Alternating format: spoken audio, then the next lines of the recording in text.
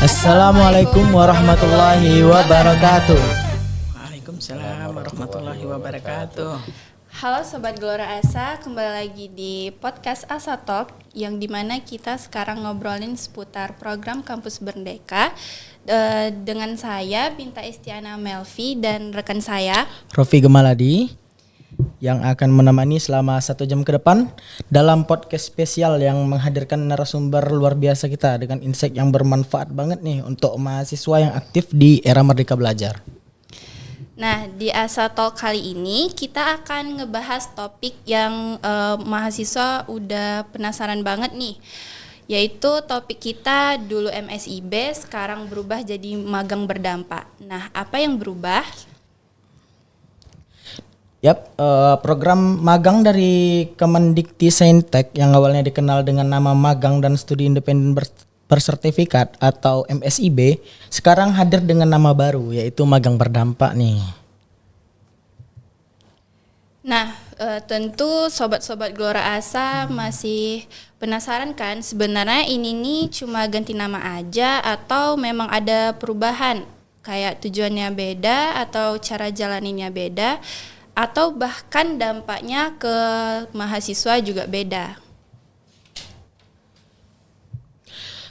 Baik, hari ini kita sudah kedatangan 2 narasumber yang luar biasa. Narasumber yang pertama itu ada Ibu Dr. Zulfarina MSI selaku Ketua Pusat MBKM Universitas Riau. Selamat datang Ibu. Selamat datang. Dan narasumber yang kedua ada Kakanda Nurhuda Ananda Prijuliantoro selaku Menteri Riset dan Inovasi Mahasiswa BEM Universitas Riau 2025.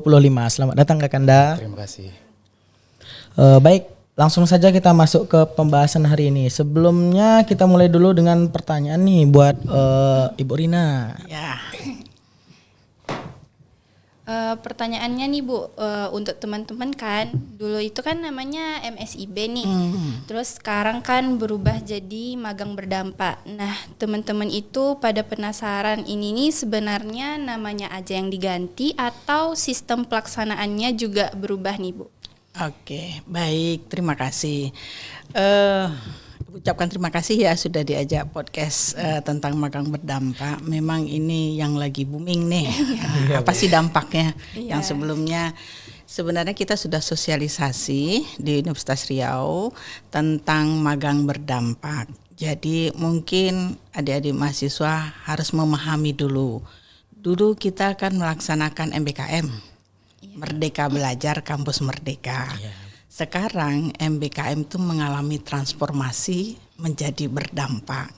Dampaknya ke kegiatan MBKM kita. MBKM kita dulu kan ada kegiatan KKN, ada kegiatan magang, MSIB, kemudian ada riset, ada asistensi mengajar dan segalanya yang ada 8 kegiatan itu. Kemudian sekarang kita melaksanakan namanya kampus berdampak atau Dikti-Saintek berdampak. Apa makna berdampak ini? Apa bedanya dengan MBKM yang sebelumnya? Dulu mahasiswa diberi kebebasan untuk memilih proses pembelajaran yang akan diambil. Apakah itu melalui pertukaran pelajar, apakah itu melalui KKN tematik, apakah itu melalui riset, kolaborasi, atau magang MSIB yang dulu kita kenal, yang sekarang berubah menjadi magang berdampak. Itu kita diberikan kebebasan dan nanti akan dilakukan konversi berapa SKS tergantung dari prodi. Nah, jadi semua konversi itu dilakukan di prodi, bukan di tingkat universitas, ya. Jadi yang selama ini kita lakukan MBKM itu adalah proses kebebasan mahasiswa memilih untuk proses pembelajarannya. Dia mau ngambil yang mana untuk mencapai CPL-nya tadi, ya. Nah, sekarang kita melakukan transformasi bahwa yang dulu itu hanya kita ingin sampai proses pembelajarannya saja, sekarang kita ingin berdampaknya. Apa dampaknya? Sosialisasi apa nyata bagi dunia industri. Jadi bukan kita melihat proses, tetapi kita langsung mengatasi, memberikan solusi sesuatu terhadap dunia industri. Jadi lebih tinggi tingkatannya. Nah, jadi kan mau bertanya nih apa beda MSIB sama magang berdampak. Jadi magang berdampak ini ada dampaknya terhadap dunia industri dan kita yang berperan, mahasiswa berperan mempunyai kontribusi terhadap dunia industri dan kita mempunyai bukan sebagai proses belajar saja tetapi memberikan dampak kepada industri tersebut. Dan juga nih catatan nih buat adik-adik mahasiswa yang ikut magang berdampak, nantinya kalau kita lulus ini persaingan cukup tinggi. Kenapa? Persaingan cukup tinggi karena dudinya hanya mitranya terbatas. Hanya beberapa mitra. Jadi persaingan untuk se-Indonesia. Akhirnya ini betul-betul dipilih-pilih. Nah, yang memilah-milih itu pertama adalah dari tingkat prodi dulu. Kita harus ada rekomendasi dari prodi. Kalau nggak ada tanda tangan prodi nggak akan di ACC, nggak bakalan lulus sampai tingkat administrasi dulu. Setelah itu nanti di tingkat administrasi selesai baru mitra yang menyeleksi. Mitra ini sama seleksinya dengan seleksi karyawan baru. Artinya apa? Kalau mitra sudah menyeleksi sebagai karyawan baru, nanti kalau kita lolos dan kita selesai magang, itu merupakan golden ticket untuk masuk menjadi karyawan atau pegawai di perusahaan tersebut. Nah ini loh yang berdampak. Sangat nyata dampaknya. Jadi berbeda dengan yang sebelum-sebelumnya. Sekarang kita menjadi karyawan di sana yang memberikan solusi dari apa yang permasalahan yang ada di dunia industri tersebut.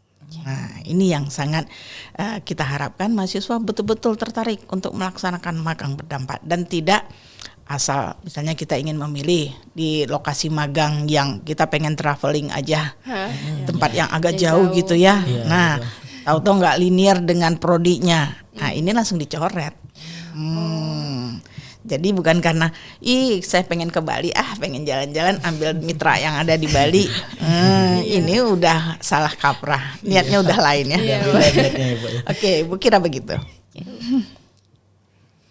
Berarti gini ya Bu ya, untuk magang berdampak ini berarti mahasiswa yang magang ini berarti nanti ikut dalam problem solving apa ya Bu ya? Betul. Jadi dia ikut andil di dalam perusahaan itu. Kalau dulu kan masih ada beberapa mitra. Jadi mitra ini diseleksi loh dari kementerian, diseleksi mitra yang benar-benar melaksanakan program MBKM sebelumnya. Bukan berarti kita bekerja ikut magang di sana disuruh untuk fotokopi, untuk bikinkan minum, bikinkan teh, gula, terus kemudian hanya nganterin surat, bukan. Tapi dia seperti karyawan. Jadi memang betul kita berperan di sana. Apa peran kita? Itu yang berdampak. Baru untuk magang berdampak nanti ada riset berdampak, ada KKN berdampak, ya banyak lagi. Yang belum rilisnya ya, Bu. Betul. Berarti kalau misalnya teman-teman ada yang milih tempat magang atau lokasi magangnya ini nggak sesuai sama jurusannya, langsung ditolak di prodinya berarti ya, Bu? Bukan prodi nolak. Prodi sih oke-oke aja sih ACC. Tetapi nanti di administrasi kementerian itu nanti akan dicek linear nggak dengan bidang ilmunya. Kita kan memberikan CV kan? Iya, Bu. Nah, kita kan buat CV tuh. Kan dilihatnya prodinya mana, magangnya kemana. Itu kan ada list beberapa lokasi untuk magang kan sudah ada. Bisa kita lihat.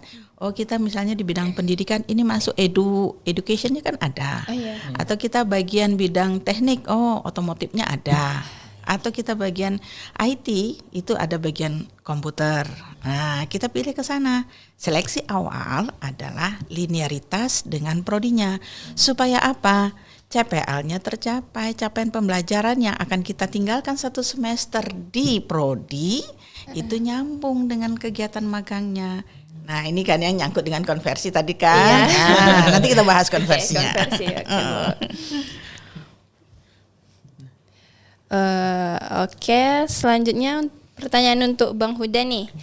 Menurut Abang, pergantian nama ini bikin mahasiswa makin tertarik atau justru masih banyak yang belum ngerti nih apa beda antara MSIB sama magang berdampak ini? Oke, sebenarnya berkaitan dengan ketertarikan dan juga apakah bagaimana alurnya itu dua hal yang beriringan sebenarnya. Mereka juga tertarik, bisa jadi tertarik, bisa jadi tidak tertarik, bisa jadi juga mereka juga bingung bagaimana alurnya. Dan kebingungan itu juga bisa mengantarkan kepada ketertarikan pun kepada ketidak tertarikan gitu ya. Nah, ini sebenarnya menjadi pertanyaan banyak mahasiswa sebenarnya. Ini penasaran sebenarnya, lebih ke penasaran. Sebenarnya perubahan nama ini antara sebelumnya MSIB menjadi magang berdampak ini, apakah hanya sekedar perubahan nama doang? Atau ada perubahan-perubahan lainnya seperti tadi teknis dan mekanisme pelaksanaan? Ini menjadi pertanyaan sebenarnya, pertanyaan besar gitu. Tapi rasanya sejauh ini perubahan-perubahan nama ini bukan hanya sekedar perubahan nama, tapi nama baru juga menampilkan wajah baru. Nah, jelas di situ ada penambahan kata berdampak. Nah, perlu saya sampaikan bahwasannya ketika kita memiliki pemahaman dasar tentang mana yang baik dan mana yang buruk, mana yang benar dan yang salah gitu ya, memiliki keyakinan penuh untuk dapat memberikan perubahan dan juga dapat merubah suatu rantai lingkungan menjadi lebih baik, rasanya itulah keberdampakan gitu. Jadi yang menjadi urgensinya kenapa program MSIB berubah menjadi program kampus berdampak ya, magang berdampak, itu adalah ingin memberikan kontribusi nyata dari mahasiswa kepada keberdampakan. Jadi tidak hanya mahasiswa ini ikut magang lalu selesai, tapi bagaimana kebermanfaatannya bukan hanya untuk mahasiswa, tapi untuk mitra, untuk kampus, dan juga untuk lingkungan sekitarnya. Jadi ada keberdampakan di situ.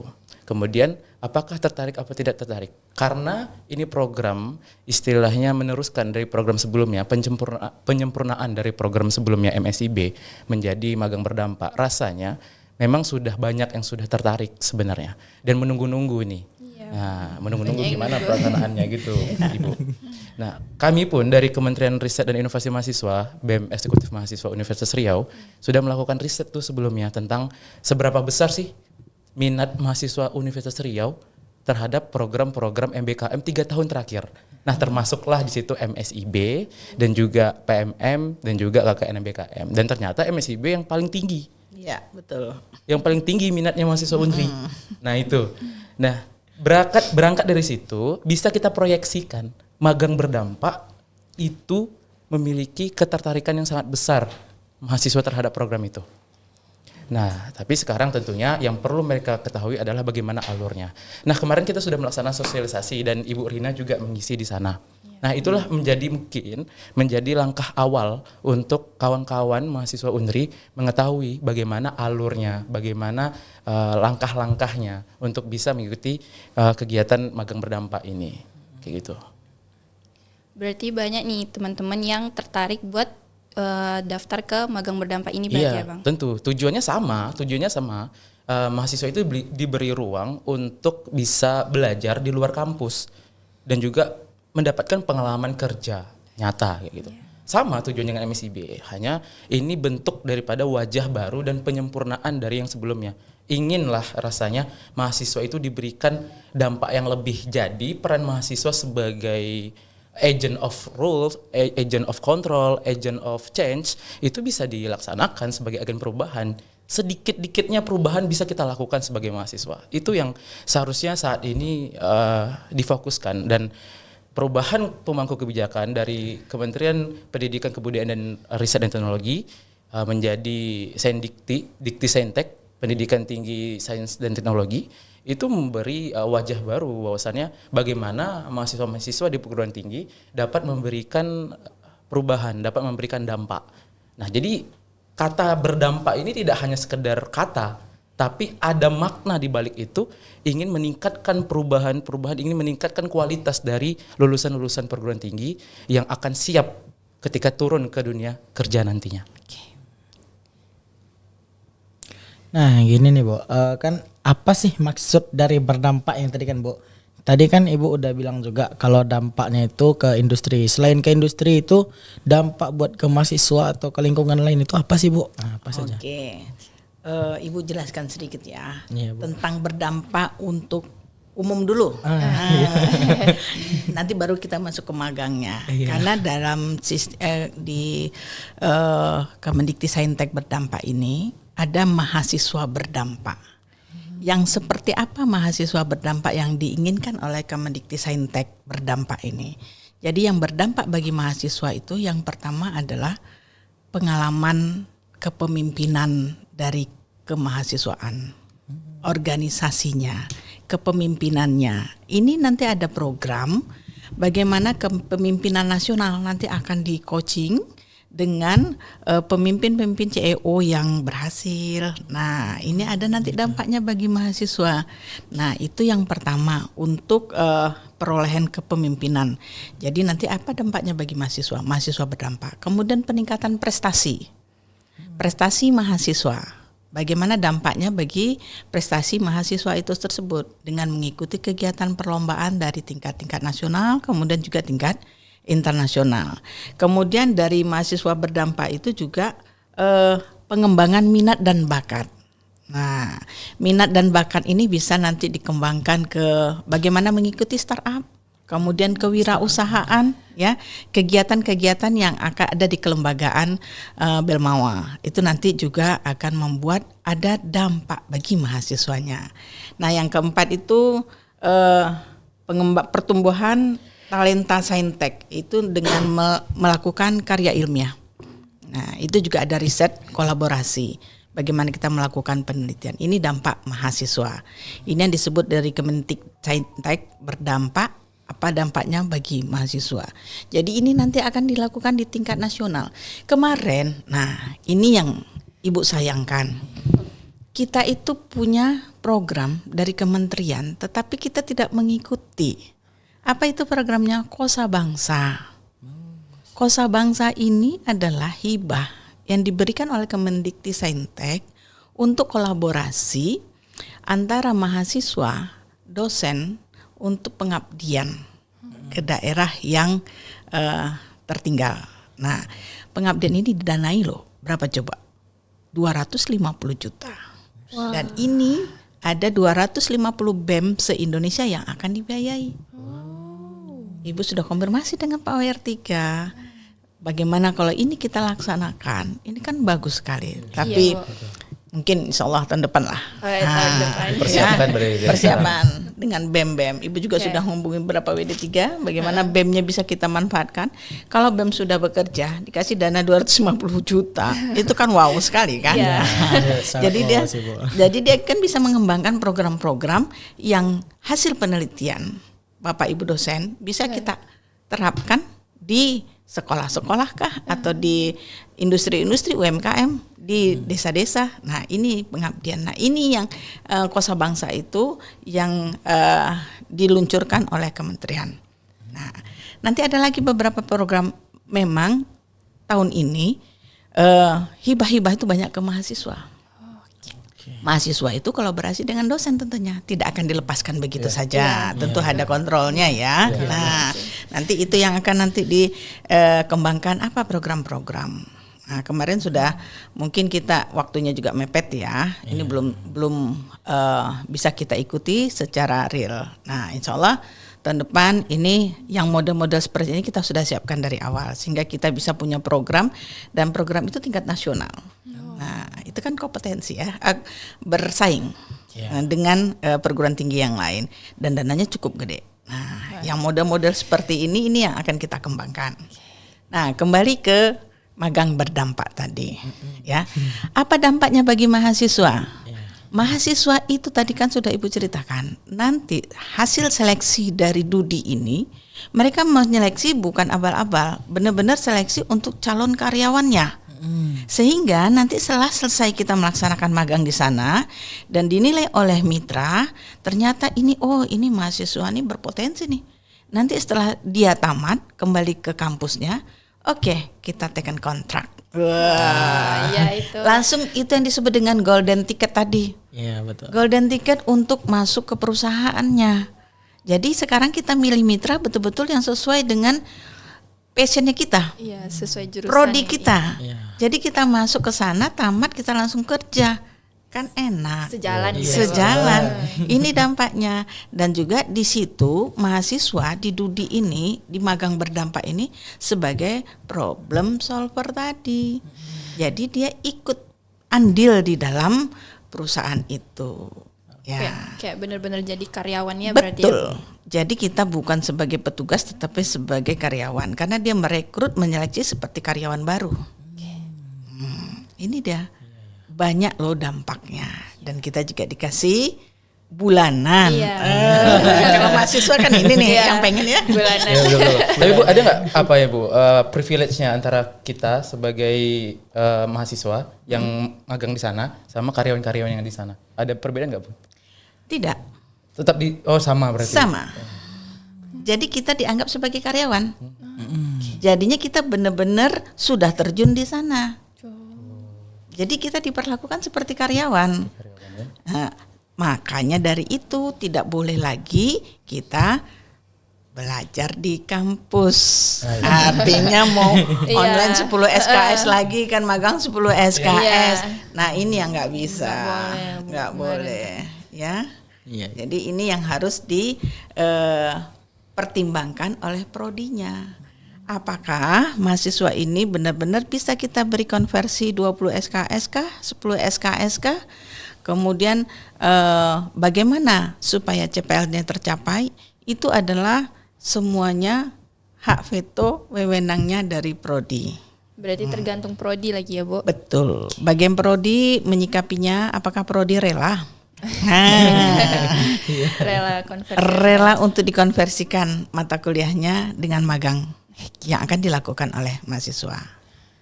Ya. Oke. Nah nih selanjutnya nih pertanyaan untuk Bang Huda nih. Ini kan sebagai Kemenrisma dari BEM Universitas Riau sendiri. Iya. Abang nih kan pasti sering nih ditanyain sama mahasiswa nih. Nah, apa sih keresahan atau pertanyaan yang paling sering muncul nih Bang terkait program magang berdampak ini Bang? Iya, jadi program magang berdampak ini kan memang memberikan antusiasme tersendiri bagi mahasiswa. Iya. Karena memang berseliweran itu di beberapa media sosial termasuk di Instagram, Facebook, dan banyak. bahkan di WhatsApp gitu. Dipertanyakan itu bagaimana gitu kan. Dari yang sebelumnya tadi yang Abang sampaikan juga terkait daripada MSIB, antusiasme tinggi, kemudian harapan ekspektasi mahasiswa pun terhadap magang berdampak juga besar gitu. Betul. Nah, kalau berbicara tentang antusiasme ya itu tinggi banget antusiasme mahasiswa terhadap banyak. program ini, ya ekspektasinya tinggi banget gitu. Nah, bagus nih dalam artian pemerintah sekarang khususnya dari Diktisaintek sedang fokus untuk memperbaiki ekosistem. Ekosistem mahasiswa khususnya yang ada di perguruan tinggi. Betul. Bagaimana ekosistem ini bisa dibangun dengan sehat dan baik. Dan juga ada beberapa goals, ada beberapa tujuan yang seidealnya itu bisa dilaksanakan oleh mahasiswa dan juga dosen sebagai sivitas akademika, itu bisa dimaksimalkan. Maka daripada itu program-program yang dikeluarkan oleh kementerian sejauh ini mengalami upgrade. Ada pembaharuan yang mana itu berorientasi kepada keberdampakan. Nah, di situ. Karena kita sebagai mahasiswa memang diharuskan memiliki inovasi. Karena inovasi ini akan melahirkan future masa depan. Nah, dari sekarang inilah kita coba untuk berikan kontribusi nyata kepada lingkungan. Karena memang dalam ekosistem itu sendiri tidak hanya figur kita di situ yang berdampak, tapi ada beberapa faktor lain seperti sering saya sampaikan bahwasannya ekosistem itu kita ibaratkan seperti pohon. Jadi tidak hanya satu bagian di sana yang bisa buat pohon itu sehat kan? Iya betul. Ada beberapa bagian, batangnya, akarnya, rantingnya, daunnya, buahnya, dan bunganya. Kalau salah satu dari itu cacat, ya pohon itu nggak bisa dikatakan sehat kan begitu. Nah, ekosistem inilah yang coba untuk dibangun oleh kementerian terkait. Bagaimana pendidikan di Indonesia ini bisa lebih terfokus. Maka orientasinya adalah bukan hanya pada hasil, tapi bagaimana hasilnya itu terukur. Jadi mahasiswa ini tidak hanya belajar, tapi bagaimana mereka itu diberikan ruang untuk bisa berkontribusi, bisa memberikan dampak, bisa kasih perubahan. Walaupun itu sekecil ini gitu. Tapi bagaimana bisa berperan di situ. Nah inilah kualitas daripada program ini. Nah, jadi kalau berkaitan dengan antusias, ketertarikan, sangat luar biasa sekali. Nah pertanyaan apa yang sering ditanyakan? Nah kalau berbicara tentang pertanyaan ke BEM Eksekutif Mahasiswa khususnya Universitas Riau melalui Kementerian Riset dan Inovasi Mahasiswa, dan di hal ini ya tentunya di bawah Kedirjenan Pengembangan dan Inovasi, itu biasanya tentang pelaksanaan kegiatan. Nah dia ada 3 ya. Pra pelaksanaan, kemudian pelaksanaan, dan pasca pelaksanaan. Nah pertanyaannya itu yang pertama tentu tentang siapa sih koordinatornya? Iya, Nah, itu pertanyaannya siapa koordinatornya? kemudian apakah ada sosialisasi lagi gitu? Ada pencerdasan lagi terkait dengan program ini. Terus kemana kita mulainya gitu? Karena mereka ingin tahu nih rules-nya bagaimana, alurnya bagaimana dari pelaksanaannya. Kemudian pelaksanaannya bagaimana? Masuk kita ke pelaksanaan. Pelaksanaannya berbeda nggak dengan MSIB gitu? Kayak mana bang pelaksanaannya? Mekanismenya bagaimana? Apakah ada perbedaannya? Kemudian bagaimana seleksinya gitu? Apakah lebih selektif? Apakah mitranya banyak kayak dulu atau lebih sedikit, lebih terbatas gitu? Kemudian pascanya kita dapat sertifikat enggak? Dan itu diakui oleh kampus aja atau diakui oleh perusahaan itu juga? Nah itu menjadi pertanyaan banyak gitu. Terus kayak beberapa mekanisme pendukung pelaksanaan, misalnya konversi. Iya. Itu karena itu sangat karena itu waktu jujur ya waktu pelaksanaan program MSIB lalu itu banyak yang berkonflik di situ gitu. Banyak yang bermasalah di situ. Baik itu di magangnya bersertifikat ataupun di studi independennya. Kayak mereka udah ngambil nih harapannya bisa 20 SKS lah gitu kan. Iya. Ternyata nggak bisa. Jadi mau nggak mau mereka ikut studi independen plus mereka juga harus masuk kampus. Oh iya. Nah kalau studi independen kan dia online ya. Online. Nah, tapi ini juga mereka harus offline juga ke kampus kayak gitu. Jadi yang itu menambah dalam artian tergantung kepada mahasiswanya lagi apakah bisa survive dengan hal itu. Nah, tapi beberapa mahasiswa merasa terkendala dengan hal itu gitu. Nah itu mungkin persepsinya tentang menjalankan program dan keberdampakan itu yang memang harus diluruskan gitu. Makanya tadi saya sampaikan ini bukan hanya nama baru, tapi ini wajah baru. Bagaimana program ini dikemas bisa mencapai tujuan dengan baik tentunya, dengan tepat tentunya, dengan mekanisme dan rules yang tepat juga untuk mahasiswa. Jadi tidak ada yang terbebani atau tidak ada yang dirugikan dalam hal ini. Makanya satu persepsi bukan hanya tadi disampaikan kalau misalnya semua stakeholder itu berkaitan, tentu kayak Kaprodi gitu kan, koordinator, kampus, mahasiswa, dosen itu berkaitan. Nah ini harus satu persepsi dulu. Ini harus persepsikan gitu. Jangan sampai hal-hal yang kemarin itu terjadi lagi. Kalau bisa kita belajar dari yang kemarin tentang bagaimana dampaknya itu bisa kita capai dengan baik tentunya. Ya mungkin bisa Ibu tambahkan. Ini memang merupakan evaluasi dari kegiatan kita sebelumnya MBKM. MBKM itu tidak mulus seperti yang dibayangkan, banyak kerikil-kerikil, banyak pro dan kontranya, tetapi tetap kita lakukan karena ini adalah program kementerian. Nah, dari beberapa tahun yang sudah berjalan, nah ini kan kita evaluasi, mulai dari konversi SKS. Banyak anak-anak yang sudah magang toto tidak diakui SKS-nya sampai nangis-nangis. Nah, jadi ngulang lagi. Padahal tujuan MBKM itu mempercepat masa studi. Nah, ternyata kenyataan di lapangan tidak seperti yang diharapkan. Tidak semulus itu. Nah, tidak semulus itu. Jadi begini, supaya tidak terjadi PHP. Ya. Kita di awal ini kan harus ada persetujuan dari prodi. Iya, Bu. Ada deal dulu dengan prodi. Jadi mahasiswa harus pintar sekarang. Deal sama prodi, bikin surat pernyataan bahwa nanti saya ikut magang konversinya bla bla bla bla.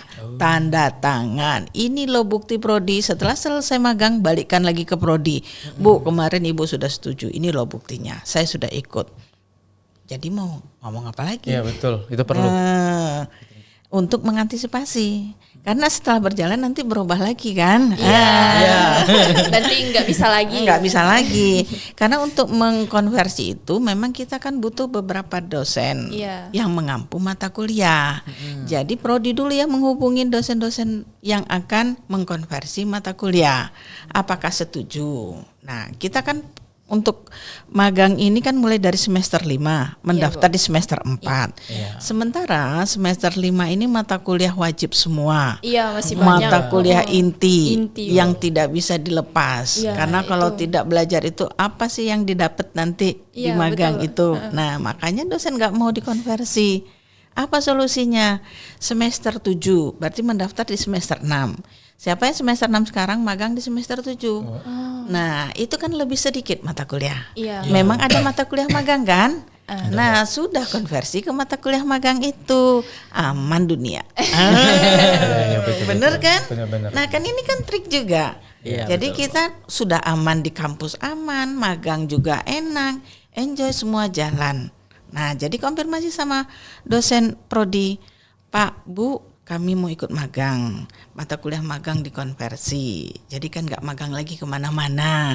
Ditambah lagi kalau mau 10 SKS, apa mata kuliah yang bisa ditambah? Cari mata kuliah pilihan, bukan mata kuliah inti. Yang wajib ya, Bu. Yang wajib itu kan memang harus belajar di kampus supaya sampai itu CPL-nya. Tapi kalau misalnya pilihan kan boleh-boleh saja, ya, dan pilihan yang sesuai dengan bidang yang kita ambil magangnya. Jadi terkonversilah, pasti rela dosen-dosennya memberikan konversi 10 SKS magang dengan mata kuliah pilihan. Tapi kalau mata kuliah wajib memang tak akan rela. Berat ya, Bu ya. Berat. Karena nanti kalau kita tamat nggak tahu mata kuliah inti gimana. Apalagi betul nanti juga. pas di komprenya kan, Bu. Keteteran sendiri kan. Nggak ada mutunya nanti. Nah, jadi triknya itu ambillah yang semester 7. Nah, jadi pendaftar yang sekarang semester 6, oke, go untuk semester 7. Semester 5 kan masih ada waktu untuk semester 7. Nah, ya, belajar dulu ya semester 5 karena magang sekarang tidak boleh ada yang online. Tidak boleh ada yang kuliah lagi ke kampus, ya. Itu tidak dibenarkan. Lebih ketat lagi. Ya, jadi betul-betul seleksinya lebih ketat. Tadi ditanyakan bagaimana seleksinya berbedaan dengan yang sebelumnya. Otomatis sekarang seleksinya lebih ketat karena mitranya sedikit. Ya, mitra sedikit, peminat cukup banyak. Banyak sekali peminat. Luar biasa. Jadi triknya juga kita membuat evaluasi diri, catatan CV kita itu betul-betul yang sesuai bidang yang akan kita terjun ke dunia usaha itu. Apa pengalaman kita selama ini? Misalnya saya ingin di komputer, saya ingin magang di perusahaan komputer. Backgroundnya ceritakan, kita pernah apa, bla bla bla. Pembelajaran kita apa saja, kan nyambung. Selain dari prodi, ya. Jadi ini kan CV kita kan keluar. Oh iya, apa kemampuan yang lainnya? Soft skill kita apa? Cantumkan di sana. Oke, ini dia. Nah, kemudian nanti baru dekati prodi. Bu, Pak, saya mau ini. Oke, silakan kata prodi, magang. Tapi saya konversi ini ya, buat catatan. Boleh tanda tangan sama prodi, teken kontrak gitu, deal di awal. Deal di awal, nanti di akhir nggak akan ada kata-kata yang berubah lagi. Ya. Bu, ini kemarin kan Ibu udah sesuai. Ini loh tanda tangannya, udah ada bukti. Nah, udah nggak bisa ngomong lagi kan? ACC. Nah, ini untuk antisipasi supaya konversinya berjalan dengan baik dan kita enak magangnya dengan tenang.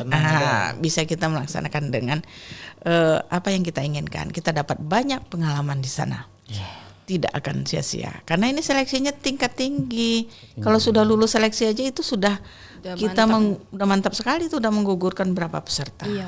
Banyak saingannya. Banyak sekali saingan. Jadi kalau mau betul-betul ingin megang, betul-betul mau magang, cari yang sesuai dengan basic kita, prodi kita, keilmuan kita apa.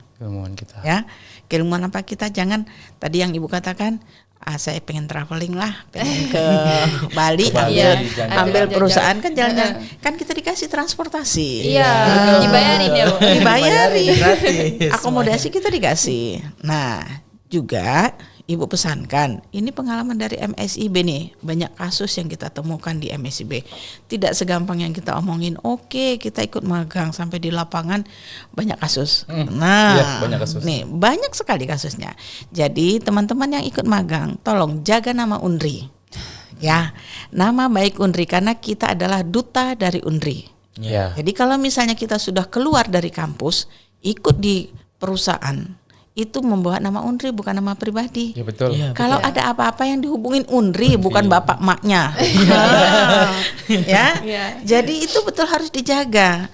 Karena kita sudah dilepas sama Bu Rektor, kita amanah kita untuk menjaga nama baik, bagaimana kita beradaptasi di lingkungan yang baru dan mengikuti apa yang ada di lokasi tersebut. Ya. Tentunya setiap kemarin yang ada beberapa kasus itu yang dipanggil mana Universitas Riau-nya?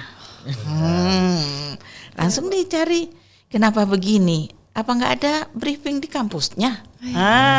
Pertanyaan Siapa begini yang disalahkan UNRI? Jadi kita betul-betul jaga. Mahasiswa yang sudah keluar dari UNRI ikut magang itu membawa nama UNRI, bukan bawa nama pribadi. Jaga betul nama Universitas Riau kita, ya. Oke. Juga ini Bu, izin Bu, untuk keresahan sendiri sebenarnya di beberapa fakultas.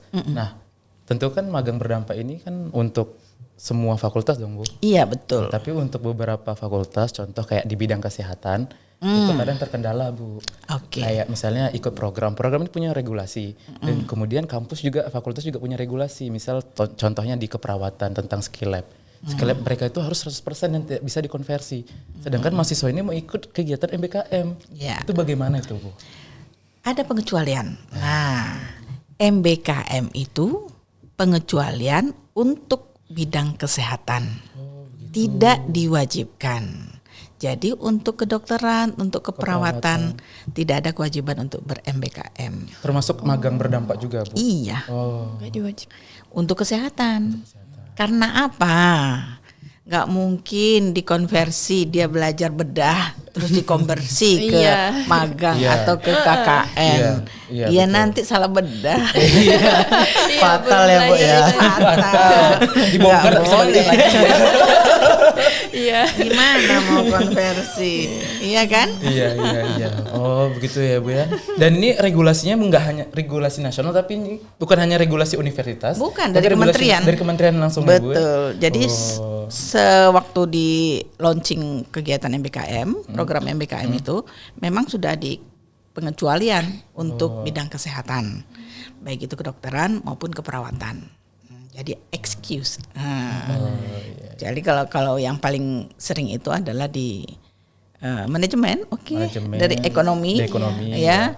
FISIP itu MBKM magang itu paling banyak, ya. Kalau magangnya, jadi yang lain-lainnya kan bisa ikut. Nah, itu yang memang sudah dipertimbangkan jauh-jauh hari.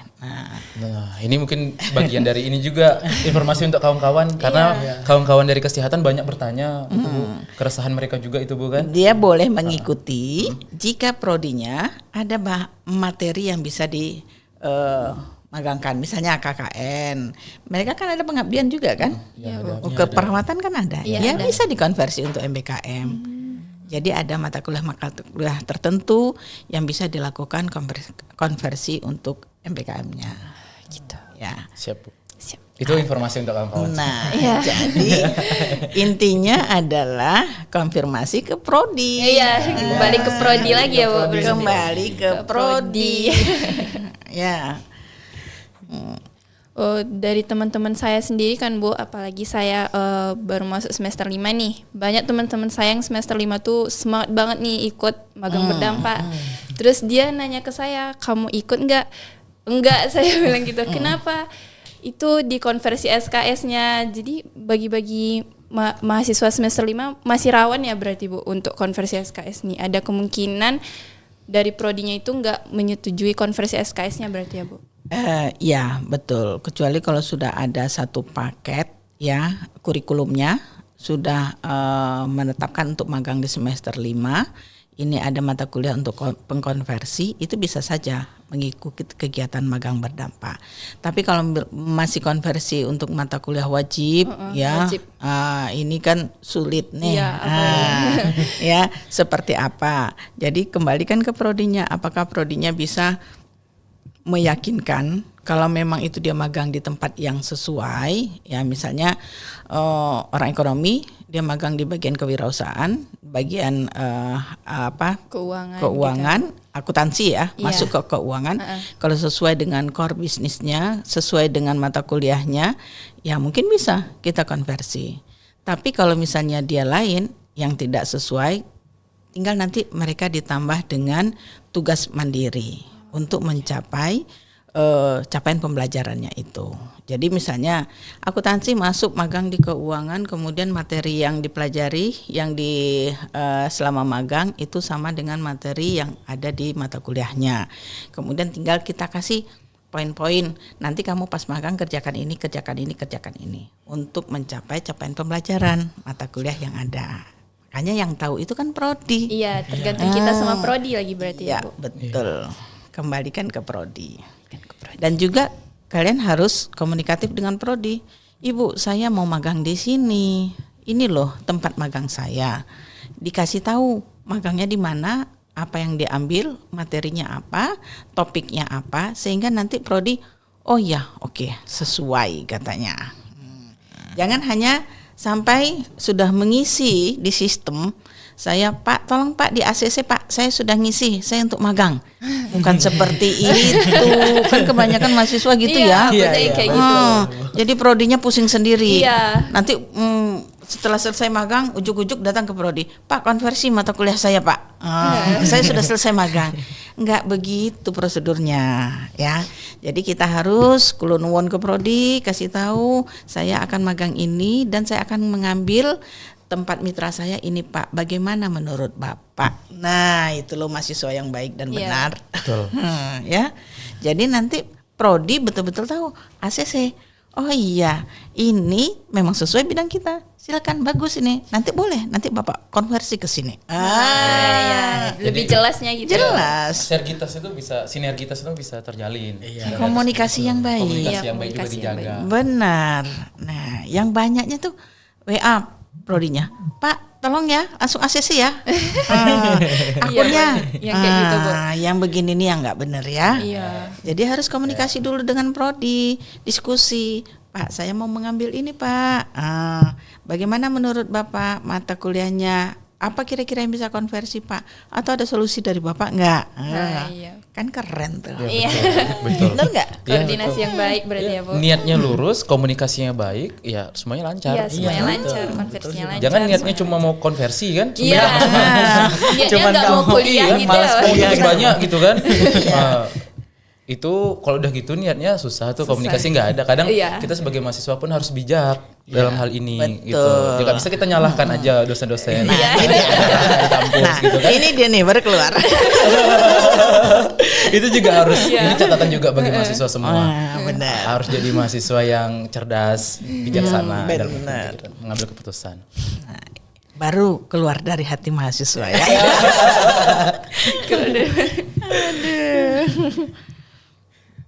Terus ada pertanyaan juga nih Bu dari teman-teman mahasiswa, setelah di akunnya itu dikonfirmasi oleh koordinator prodi, kan katanya bakal dikonfirmasi lagi oleh pimpinan PT. Iya. Nah pimpinan PT ini rektor atau siapa Bu? Wakil rektor, Wakil bidang rektor akademis.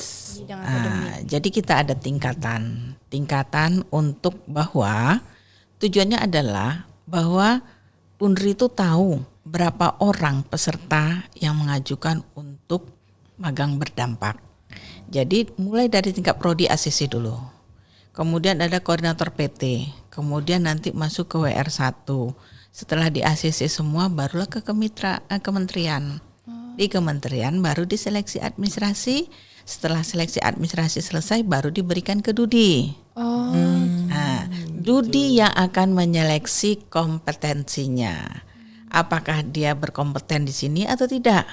Atau dia ini hanya main-main saja ke sini untuk menghilangkan kuliah di kampus. Menghindari belajar Yang di menghindari kampus. tugas-tugas dari dosen. Kalau ketawa bener berarti. Ya, jadi yang seperti ini yang kita hindari sekarang. Artinya kan ini merupakan evaluasi dari kegiatan-kegiatan sebelumnya, ya. Jadi berharap nanti kampus berdampak atau magang berdampak ini betul-betul ada dampaknya bagi mahasiswa, ya. Jadi mahasiswa bukan hanya sekedar magang begitu saja, tapi dia punya peran di sana. Bagaimana mahasiswa menjadi transformasi di tempat dia magang. Nah, kan keren. Iya, terjun langsung. Terjun langsung, makanya diseleksi mahasiswanya. Yang mahasiswa hanya tadi niatnya hanya nggak mau belajar di kampus, Iya, ya nanti setengah niat ya nggak lulus. Iya kan? Bener ya? Kalau niatnya udah nggak betul emang ada aja nanti jalannya. Benar. Tidak menutup kemungkinan magang berdampak pasti ada evaluasi, ada evaluasi ke depan. Selalu pasti ada evaluasi, baik itu dari mahasiswanya, dari dosennya, dari pelaksanaannya pasti ada. Tentu kan kita mau lebih baik kan ke depannya. Kan? Iya. Kalau ada evaluasi. Jadi adanya transformasi mahasiswa sebagai agen perubahan. Nah, Agent of change. agent of change. Itu yang kita harapkan. Jadi selinier tuh sejalan dengan programnya kan? Iya. Programnya juga kita sebagai mahasiswa sejalan. Benar. Kalau betul-betul kita jalankan. Nah, sesuai koridornya kan? Iya. Sebenarnya kalau kita lihat sesuai dengan jalur yang kita kerjakan, ini bagus mah. Tapi banyak yang melenceng-melenceng kan? Nah, ini yang nggak bagus. Ya.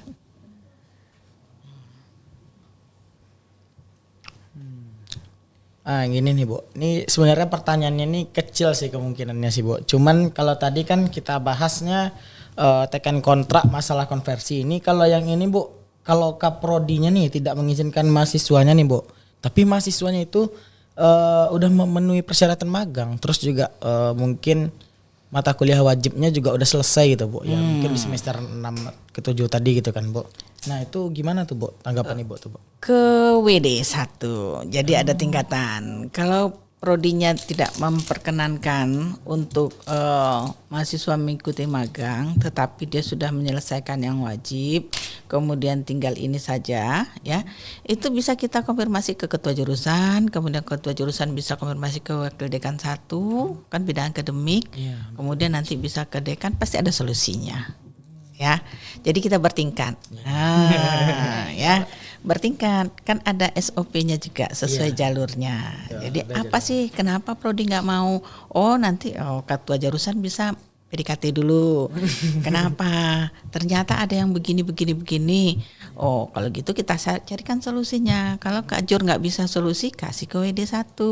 WD 1 nggak bisa solusi, kasih ke WD, ke Pak Dekan nggak bisa, nanti ke WR1 nanti ke Bu Rektor. Ada Ada tahapan-tahapannya. tahapannya, tingkatannya, ya. Oke. Terus terkait dosen pendamping untuk program magang berdampak ini, teman-teman bisa pilih atau ditentuin sama kampus? Ini menarik. Dosen pembimbing, ya dosen DPL, pendamping lapangan itu, dosen yang juga mendaftar ke kementerian sesuai dengan bidangnya. Dan nanti juga diseleksi. Tidak semua serta-merta yang mendaftar langsung diterima. Ada seleksinya juga. Karena dia nanti akan seleksinya itu berdasarkan dari CV-nya. Nanti ada deskripsi diri dari dosen pendamping. Jadi deskripsi diri ini akan dibaca, dilihat apakah beliau itu pernah memimpin sebagai DPL belum, atau sudah pernah jadi apa gitu. Nah itu nanti pengalamannya, itu nanti menjadi pertimbangan untuk di ACC sebagai DPL. Dan DPL itu yang menentukan kementerian, bukan kita. Bu, saya mau DPL ibu itu deh, katanya. Bapak itu deh, kan enak nanti di lapangan gampil, katanya. Iya, udah kenal gitu ya. Udah kenal, enak nanti begini-begini. Tidak. Jadi dosen pendampingnya itu nanti DPL-nya akan diseleksi juga, disesuaikan dengan bidang masing-masing. Orang akuntansi diambil dari dosen dari akuntansi. Kemudian dia bisa menjadi DPL untuk dari universitas yang lain. Tidak harus di Unri, ya. Jadi dia nanti akan berbeda-beda. Itu nanti akan ditempatkan sesuai bidangnya masing-masing. Ya, oke. Nah, ini sih Bu, pertanyaan terakhir nih buat Ibu nih Bu. Kalau misalnya ada mahasiswa nih yang masih ragu buat daftar, nah Ibu sendiri punya pesan atau saran nggak Bu, biar mereka bisa jadi lebih pede lagi? Oke. Dipedein dikit ya. Asal jangan kepedean aja sih Bu. Kalau kepedean terlalu itu. Nggak sesuai kemampuan gitu. Iya. Gini, Ibu pesankan kalau memang sudah ada mata kuliah magang, ambillah kesempatan magang berdampak. Ya, karena di beberapa prodi itu kan punya mata kuliah magang kan. Nah, mata kuliah wajib magang, ambil sewaktu mata kuliah wajib magang itu ambillah magang berdampak, karena dampaknya luar biasa. Ya, ini sudah merupakan seleksi nasional, berarti kita sudah berkompetisi dengan peserta-peserta seluruh Indonesia. Kita salah satu seleksi. Nah, sudah diseleksi dulu kan, itu sudah satu poin yang besar. Itu pengalaman. Ya, kemudian kalau kita sudah masuk ke dunia industri itu dan kita melihatkan bagaimana kemampuan kita, bagaimana soft skill kita di sana, apakah Dudi itu tertarik dengan kita? Nanti kita akan dijadi golden ticket. Golden ticket untuk langsung bekerja. Jadi rekrutmennya bagaimana caranya? Nanti setelah selesai kamu tamat, udah wisuda di kampus kamu, baliklah ke perusahaan kami. Nah, inilah magang berdampak. Ini ada cerita waktu yang ada beberapa mahasiswa ITB magang di Jepang. Ya, selesai magang, mereka balik ke ITB, kemudian dipanggil jadi karyawan di sana. Keren. Karena mereka sudah tahu. Ya.